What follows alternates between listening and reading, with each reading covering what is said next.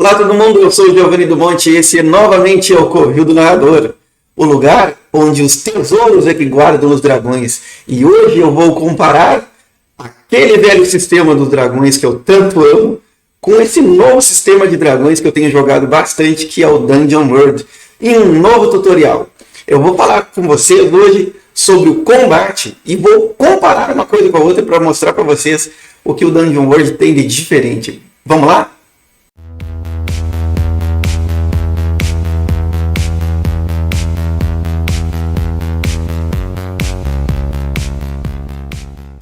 Então é o seguinte, pessoal. Quando falamos de um sistema mais tradicional, a gente sabe e tem que admitir que quando se chega ao combate, você praticamente gera um jogo novo dentro do seu role-playing game. Digamos que você tenha a seguinte cena. O mestre descreve.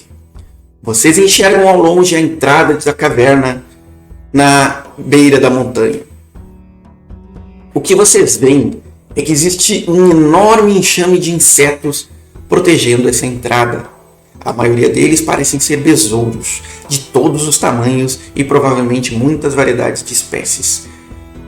Desde aqueles que parecem ter o tamanho de baratas voadoras até insetos com o tamanho de cães pastores. O que vocês fazem? Os jogadores respondem. Um deles diz: eu tiro a minha espada e o meu escudo e me preparo para lutar. O outro fala: eu seguro o meu símbolo sagrado e me preparo para usar os meus poderes em nome do meu Deus. Outro jogador diz: eu saco a minha algibeira, de onde eu vou tirar os ingredientes para os meus feitiços e preparo as minhas mãos para os gestos que eu vou precisar. E aí o mestre diz: ok, então joguem a iniciativa. What?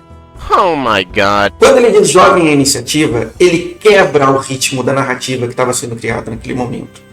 Ele vai fazer com que cada jogador defina por mecânica e não pelas suas atitudes que ordem vai acontecer nesse combate. O combate que eles estão entrando agora vai ser separado em turnos. Cada personagem vai ter a sua vez de agir, vai ter uma economia de recursos para gerir, vai ter uma contagem de ações para prestar atenção. Isso pode ser muito legal. De fato é muito legal. Eu jogo Dungeons & Dragons 4ª edição e me divirto pra caramba. Jogo Dungeons & Dragons 5ª edição, amo também. Mas e se eu quiser fazer com que a minha partida seja mais narrativa e o envolvimento com o combate seja maior pelos personagens do que pelos jogadores?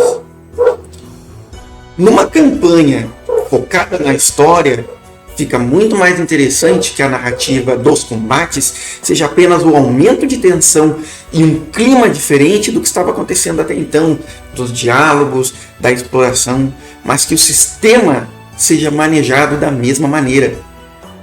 E é isso que Dungeon World faz. Porque não vai haver duas dessas jogadas aí, ó, duas dessas regras daquele jogo famoso lá. Não vai haver a iniciativa e não há a separação de turno.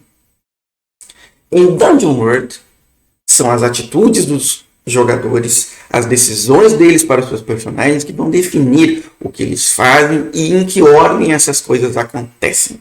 Normalmente, os jogadores agem como reação de algo que está acontecendo dentro da cena. E a atitude deles, a ação deles, modifica as circunstâncias e assim a coisa vai, no bate-volta do jogador com o mestre. Vamos continuar o exemplo que eu dei, não com o jogo famoso, o sistema que a gente adora, mas com esse outro sistema, que é o Dungeon World. O jogador que é o guerreiro disse: eu saco minha espada e meu escudo e me preparo para lutar. O jogador que é o clérigo disse: seguro meu símbolo sagrado e me preparo para conjurar os meus poderes em nome do meu Deus. O jogador que é o mago diz: eu saco a minha algibeira para ter as mãos os itens que eu preciso para os meus feitiços e preparo as minhas mãos para os gestos que eu vou utilizar para conjurar as minhas magias de combate. O narrador diz, ou o mestre melhor dizendo: os besouros se sentem ameaçados pela proximidade de vocês e pelo que parece que vocês estão fazendo. O enxame inteiro voa na direção de vocês e começam a girar em torno das suas cabeças, fazendo muito barulho, muita algazarra, e alguns deles estão realmente tentados a atacar vocês. O que vocês fazem? Nesse momento, o jogador, que é o guerreiro, diz: eu me ponho à frente dos meus companheiros para protegê-los. Coloco o escudo à frente do corpo e começo a tentar golpear os besouros da melhor maneira que eu puder. O mestre percebe o que ele está tentando fazer e avisa: isso me parece matar e pilhar. Jogue aí. O jogador joga, claro. Como em outros RPGs, você vai precisar dos dados para decidir o que está acontecendo e interferir nas circunstâncias com a sorte, com o fator não ponderável, como tem um amigo meu que falou esses dias. Eu adorei esse termo. Mas a interrupção da narrativa é tão curta que você mal percebe. Depois que o jogador jogou, a gente sabe, por exemplo, que ele teve um resultado 7-9. O mestre diz o seguinte: você conseguiu derrubar um dos besouros com o golpe que você acertou, mas ele também se agarrou ao seu braço e, para não perder a sua espada, você ficou sacudindo ele ali, e enquanto isso ele subia em você e lhe mordeu. Sofra 4 de dano. O jogador interpreta que está gritando e pergunta para o mestre: eu estou conseguindo pelo menos proteger meus companheiros? O mestre diz: a maioria deles está evitando os seus aliados, mas e indo na sua direção. Mas alguns estão passando por você, porque você é um só contra muitos. O clérigo percebe que um dos besouros muito grandes está indo na direção deles também. O que você faz, clérigo?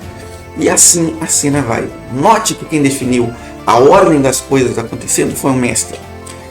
Isso tira poder do jogador. Teve jogador que me disse isso, teve companheiros que me dizem que, como o sistema é muito reativo, tira poder do jogador, pode não ser muito legal. Isso depende da proposta dos jogadores para a campanha, depende da proposta do mestre para a campanha, depende de como é o grupo. Eu, particularmente, nunca tive jogadores que se incomodassem de perder parte do controle sobre o sistema e deixar esse controle com o narrador ou o mestre para que as coisas fluíssem. Então, esse é um caso. O mestre vai controlar o fluxo da cena. Mas isso não significa que o jogador não tem controle sobre o seu personagem. Depois que o clérigo ativa, o mestre vai passar a bola para o mago. Uma consequência, digamos, do que o clérigo fez. Digamos que o clérigo tenha jogado um 6. E aí ele não conseguiu fazer o que ele ia fazer. Em vez de aplicar somente um dano, como qualquer outro normalmente jogo iria fazer, o mestre decide usar uma jogada especial.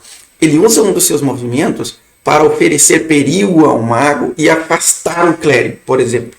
Ele usou os besouros para carregarem o mago voando pelos braços. E agora existem besouros subindo pelo corpo do mago. Ele não vai conseguir conjurar as suas magias. Essa foi a consequência do 6 do clérigo. Ninguém se feriu, mas mesmo assim teve uma consequência negativa. E note que isso é emocionante. É uma história de livro sendo contada pelo grupo. Um combate muito mais interessante simplesmente do que um mestre dizer: ele te ataca e causa tanto de dano. O jogador dizer: eu ataco e causo tanto de dano. Ou eu estou aplicando esse poder aqui, ó, e ele vai dar mais 2 para o clérigo para oferecer um ataque contra o mesmo adversário.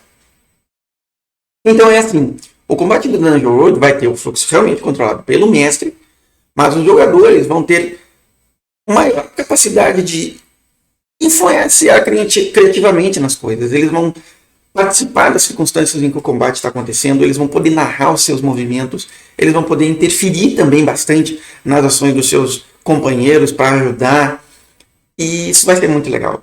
O combate do Dungeon World vai funcionar exatamente como o resto todo do jogo, e isso vai ser muito legal. E é só isso, não tem muito o que esclarecer. Eu espero que isso tenha sido satisfatório para vocês em mais um tutorial do Dungeon World. Curtam o vídeo, compartilhem se acharem legal, comentem aí para tirar dúvidas e bora para fazer o canal crescer mais um pouco. Então é assim, o combate do Dungeon World... A pizza está no fogo, né? Já olhou ela? E ela tá pronta?